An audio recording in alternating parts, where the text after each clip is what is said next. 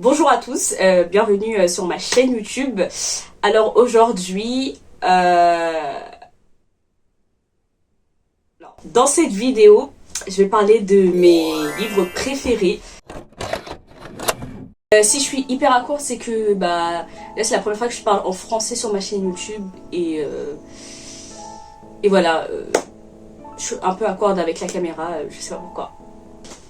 J'ai ma liste sur ma tablette parce que je me rappelle pas. Alors c'est 5 livres que je recommanderais à tout le monde. C'est des livres qui m'ont beaucoup marqué et des livres qui m'ont fait ressentir plein d'émotions. C'est des livres qui, après avoir fini le livre, je sais pas, tous les jours dans ma vie quotidienne, encore maintenant, j'y repense. Alors, je vais parler du premier livre, puis c'est de l'acheter, c'est La chambre de Giovanni. Je sais pas si ça se prononce comme ça, mais bref. C'est l'histoire d'un homme qui vient en France. Je me rappelle plus s'il vient. En tout cas, je sais qu'il y a une fiancée qui vient d'Espagne. Je crois que sa fiancée elle est en Espagne. Je pense à la base, lui aussi, il habite en Espagne. Et là, il vient en France pour un voyage. Je ne me rappelle plus du tout de la raison. Et il vient à Paris. Et là, en fait, il va à Paris. Il sera dans un bar, en tout cas. Et il va rencontrer un autre homme, Giovanni, donc. Et en fait, ils vont fall in love. Et en fait, le truc de l'histoire, le X, c'est que en fait, on est vraiment dans la tête de ce personnage qui, déjà de 1, en fait, il rejette son attirance envers les hommes. En Espagne, il est fiancé à une femme et en fait là, c'est comme si quand il vient à Paris et il rencontre cet homme, en fait, c'est pas ça. Le fait de voir cet homme, en fait, il va commencer à ressentir des choses et en fait, ça va vraiment lui faire comment je dis en français, genre il y a plein de souvenirs de son enfance qu'il a enfouis en lui-même qui sont par rapport à son attirance aux hommes qui va revenir. Et en fait on va suivre cette relation qu'il va avoir avec cet homme c'est une histoire d'amour, mais en fait le problème c'est que déjà je me rappelle qu'ils avaient une personnalité hyper différente et en fait le gros hic de l'histoire, enfin le main struggle, c'est que entre guillemets notre personnage principal il déteste son homosexualité. En fait c'est vraiment l'homophobie internalisée et en fait je sais pas, j'ai trouvé vraiment ce livre en fait je relatais au personnage parce que c'est une époque où je trouvais que je ressentais cette même shame, cette même guilt par rapport à mon homosexualité et en fait je trouvais que ça décrivait hyper bien et même je me rappelle quand j'ai fini ce livre j'ai pleuré. Je me rappelle, je pleurais et j'étais dans le train en fait. Même le fait que j'étais en train, en fait, j'arrivais pas à arrêter de pleurer parce que en fait, je sais pas, je trouvais ça hyper touchant. Et voilà, et donc je trouve que c'est un livre hyper intéressant. Il y a plein de choses, je pense, que j'ai oublié d'écrire. Je suis hyper nulle à décrire les résumés du livre. En fait, tout ce que je me souviens, je l'ai lu qu'une fois, je l'ai jamais relu. J'aimerais bien le relire, quoi. Qu'est-ce que je veux dire? Tout ce que je me souviens en fait c'est des émotions que ça m'avait provoqué. En fait je me rappelle que vraiment c'était puissant quoi. Le second livre, Freak Series, je pense que ça a été traduit en français, je me rappelle, moi je l'ai lu en anglais directement. Ça n'a aucun rapport avec les précédents, c'est des loups-garous. Franchement j'aime trop les histoires avec des loups-garous. Et je me rappelle c'était une époque où... Qu'est-ce que j'avais fini? Je sais pas. En fait c'est une époque où il y a rien dans tout ce que je lisais, il y avait rien qui me transcendait. Et je sais pas, en fait je me rappelle qu'il y avait des gens qui recommandaient ça sur TikTok à l'époque. Et quand je cherchais des recommandations de livres queer. Et j'ai commencé à lire ce livre. Et en fait il y a combien de livres? C'est une saga, je crois il y a 4 livres, je me rappelle plus, oui je crois il y a 4 livres, voilà. Et moi mon premier c'est le préféré, celui que j'ai le moins aimé, je me rappelle bien, c'est le 3e livre, enfin le personnage principal du 3e livre, en fait c'était pas vraiment, en fait chaque tome on suit un personnage différent. Et en fait franchement ce livre il est trop bien, déjà j'aime bien la femme family qu'il y a dedans, tout le truc des loups-garous, en fait les relations à chaque fois, franchement à chaque fois c'était pépite, en fait j'aimais trop, en fait je sais pas, il y avait tout ce que je recherchais dans un livre, c'était pépite, ouais, je sais pas, en fait c'est l'histoire, en fait on va suivre, l'histoire ça commence, l'histoire on suit quelqu'un qui s'appelle Ox, un homme qui s'appelle Ox, enfin on le suit, il a 14 ans je pense, en fait on grandit avec lui. Et en fait lui c'est un humain et en fait il y a un jour où il y a une famille qui débarque dans la maison, oui, en face de chez lui, il y a une famille qui débarque.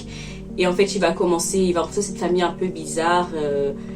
En fait, on va découvrir que c'est des loups-garous et tout, voilà. Et en fait, l'histoire, en fait, il y a l'histoire d'amour qu'il va avoir avec un des boucs qu'il y a dans cette famille. Et voilà, et après l'autre livre, dans le deuxième livre, on suit un personnage parmi, en fait, tous les gens qu'il connaît. Et franchement, chaque livre, en fait, c'est trop bien. Chaque livre est trop bien et je peux que les recommander. En fait, si vous voulez lire quelque chose qui est, je sais pas, je trouve que c'est entertaining, je sais pas, ça me faisait ressentir toutes les émotions. Les histoires d'amour, ils sont grave bien. Je sais pas, c'était réaliste et voilà. Je trouve que j'ai jamais trouvé une saga qui dépassait cette saga-là. Le troisième livre, je vais parler, c'est My Beautiful Man. My Beautiful Man, en fait, avant de lire le livre, j'ai regardé la série et le film. Genre, il y a 2 saisons. Après, il y a un film. Pour résumer, My Beautiful Man, c'est l'histoire de... En fait, on suit un boug qui va au lycée. Je me rappelle plus vraiment en fait les détails. Qui va au lycée et en fait, il galère un peu il galère un peu dans son quotidien au lycée parce qu'il se fait un peu bully. En fait, il a ce truc, c'est un handicap, il a un zozotement en fait, et donc on se moque de lui quoi, en classe et même il est solitaire, il est là, il voit un peu le monde différemment des autres et en fait il y a un jour il y a un nouveau qui va débarquer dans sa classe. En parlant de ça, je sais que je remarquais tout à l'heure, c'est que tous mes livres c'est des histoires entre deux bougs. Tous mes livres comforting livres. Qu'est-ce que je veux dire, bref. Et en fait, il y a un boug qui va débarquer dans sa classe et en fait, il va trouver ce boug justement hyper beautiful, d'où le nom My Beautiful Man. Et en fait, donc ça sera l'histoire entre eux deux.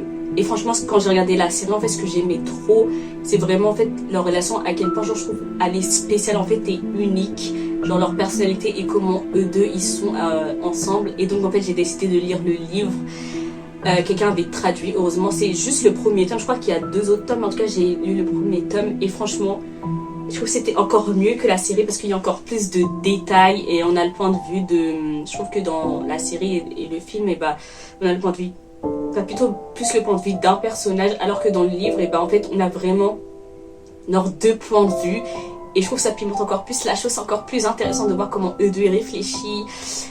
Et voilà, en fait, je sais pas, j'aimais bien comment les personnages ils étaient uniques. En fait, franchement, je voyais ma weirdness dans les personnages. Voilà, c'est un livre, mais en fait, je trouve que c'est pas un livre, peut-être, il n'y a pas tout le monde qui va comprendre, je sais pas, les personnages ou même get, genre, leur weirdness, mais si vous êtes un peu bizarre et, je sais pas, vous réfléchissez un peu différemment, ou même pas, genre, je pense que tout le monde peut le lire, mais je pense pas que ça peut devenir le livre préféré de tout le monde, mais voilà. Le 4e livre, ah oui, j'ai mis The Heartstopper.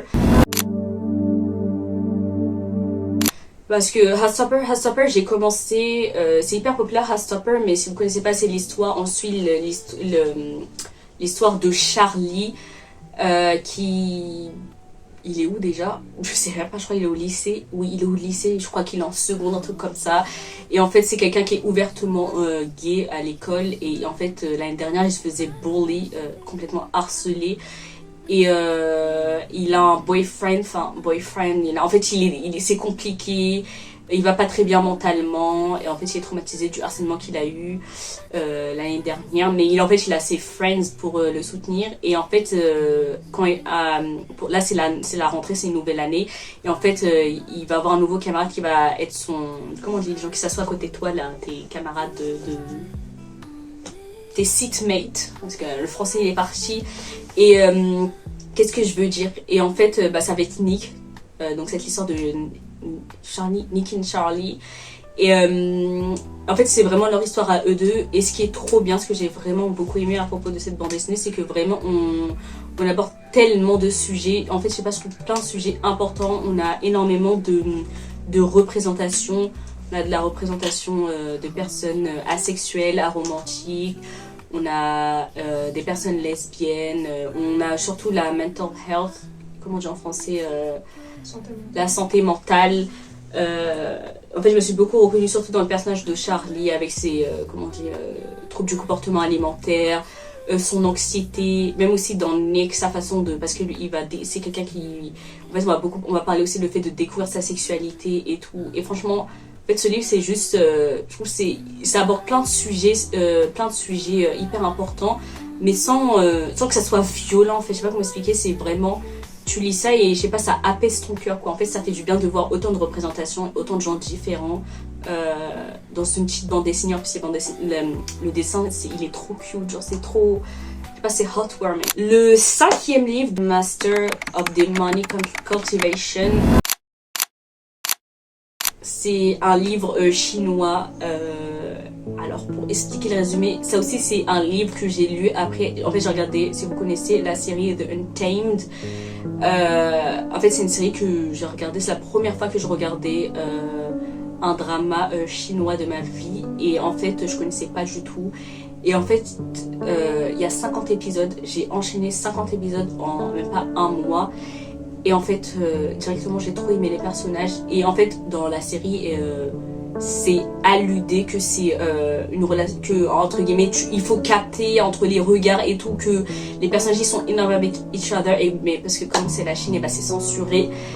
Et après, j'ai vu que en fait, c'est basé dans un livre où bah, c'est ouvertement gay. Et donc, entre guillemets, je suis vite partie chercher le livre et j'ai commencé à lire. C'est comme ça que, c'est en lisant ce livre que ça a commencé mon obsession avec les livres de l'ancien temps chinois, tous les centres, l'histoire lesbienne et gay. Et qu'est-ce que je veux dire, et franchement, ce livre, en fait, je sais pas comment écrire ce livre, le résumé, je l'ai tellement, en fait, je connais tellement le plot, j'ai tellement relu toutes les versions. C'est l'histoire de Wei Wuxian. Et en fait, on commence l'histoire où c'est quelqu'un de insouciant et tout. Et en fait, il a un training, je sais pas quoi, avec dans un camp, dans un clan. C'est trop compliqué, je sais pas expliquer. Dans une famille. Et c'est là il va rencontrer Lan Chan. Et en fait, bref, quand ils sont petits, en fait, je sais pas comment expliquer. En fait, je trouve que l'histoire d'amour, en fait, l'histoire va commencer. Toute l'histoire va commencer quand Wei Wuxian il est mort. Elle me dit Wei Wuxian il est mort. Et donc on connaît pas c'est qui ce boogie qui est mort. Et apparemment tout le monde le déteste dans ce monde. Ça commence comme ça l'histoire.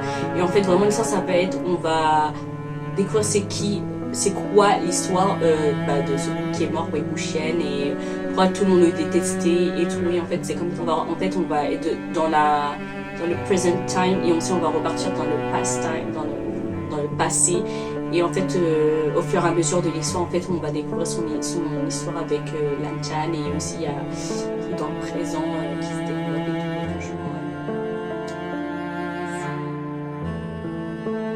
Je sais pas, en fait, c'est juste, j'aime beaucoup les personnages. En fait, j'aime vraiment en fait comment.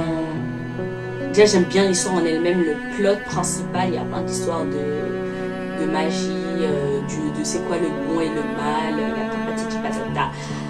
Voilà. Je sais pas comment décrire mieux, mais je recommande juste. C'est un livre à lire, je trouve, qui est intéressant. Le dernier livre, le 6e livre dont je vais parler, c'est un livre que j'ai aussi découvert à partir d'une série, parce que la plupart du temps c'est comme ça que ça commence. C'est Pete Babe. Alors, Pete Babe, c'est l'histoire de encore un Charlie, de Babe et Charlie. C'est un roman thaï qui a été traduit en anglais, donc voilà, parce que je connais pas le thaï, enfin je sais pas dire, bref, je comprends pas le thaï écrit, qu'est-ce que je raconte, bref. Et en fait c'est l'histoire de Babe qui est genre un des numéros 1 des gens qui font la course, là comment dire en français, les racers.